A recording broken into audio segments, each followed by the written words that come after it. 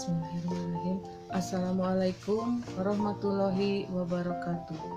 Tahukah Anda, ada banyak jutaan anak Indonesia yang terkena stunting. Sangat mengkhawatirkan bukan? Dengan sampai jumlahnya semakin meningkat. Maka dari itu, marilah kita bersama-sama cegah stunting dengan cara sebagai berikut. Sebelumnya, perkenalkan, nama saya Ines Mariani, perwakilan dari RW 04. Izinkan saya untuk menjelaskan informasi mengenai stunting dan pencegahannya. Mungkin stunting sudah tidak asing lagi terdengar di telinga kita, bukan? Tapi apakah kita sudah paham betul stunting itu apa? Nah, stunting adalah gangguan tumbuh kembang yang biasa terjadi pada anak. Apa sih penyebabnya? Biasanya, stunting ini disebabkan karena kekurangan gizi kronis pada masa periode awal pertumbuhannya. Anak yang terkena stunting biasanya ditandai dengan tinggi badannya yang terlihat pendek atau disebut dengan kerdil. Tapi bukan berarti orang yang pendek dicap atau dikatakan stunting. Tidak.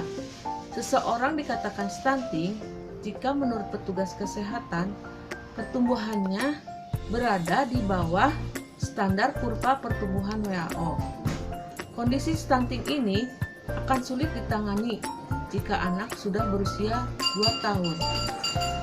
Kalau sudah begitu, yang berdampak buruk pada tumbuh kembangnya tidak hanya dilihat dari postur tubuhnya saja yang kecil, pendek, bahkan kerdil.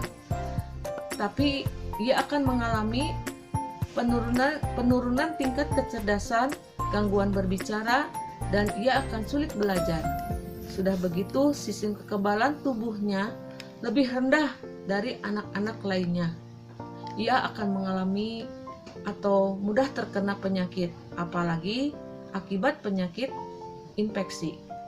Nah, baiklah, di sini saya akan memberikan cara atau sesuatu yang bisa dilakukan untuk mencegah stunting dari masa kehamilan hingga si kecil dilahirkan.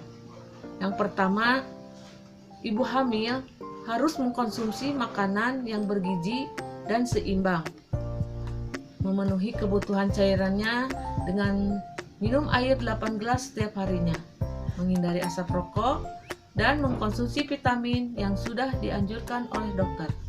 Yang kedua, berikan nutrisi yang lengkap kepada si kecil dengan cara inisiasi usia dini setelah melahirkan dan memberikan empasi sesuai dengan anjuran dokter seperti gandum, umbi-umbian, kacang-kacangan, susu, telur, buah dan sayur, juga makanan yang banyak kaya akan protein. Yang ketiga, periksakan si kecil ke posyandu atau ke puskesmas secara rutin sehingga kita dapat memantau berat badan dan kenaikan tinggi badan daripada si kecil, sehingga kita bisa membandingkan pertumbuhan pada si kecil dengan pertumbuhan pada kurva WHO. Nah, untuk bayi yang di bawah 1 tahun, periksakan setiap bulan, sedangkan untuk bayi yang berusia 1-2 tahun, periksakan setiap 3 bulan sekali. Yang keempat, menjaga kebersihan meliputi lingkungan sekitar, diri sendiri, bahan makanan, serta peralatan makanan. Pola hidup sehat yang saya jelaskan tadi juga dapat melindungi kita dari berbagai penyakit dan melindungi si kecil dari berbagai penyakit. Maka dari itu, tidak ada alasan lagi untuk kita tidak berpola hidup sehat. Karena berpola hidup sehat itu sangat mudah, dan marilah kita bersama-sama menjaga pola hidup sehat agar angka stunting di Indonesia dapat berkurang. Demikianlah sedikit penjelasan mengenai stunting. Mohon maaf apabila salah kata atau kurangnya informasi yang saya sampaikan. Terima kasih. Wassalamualaikum warahmatullahi wabarakatuh.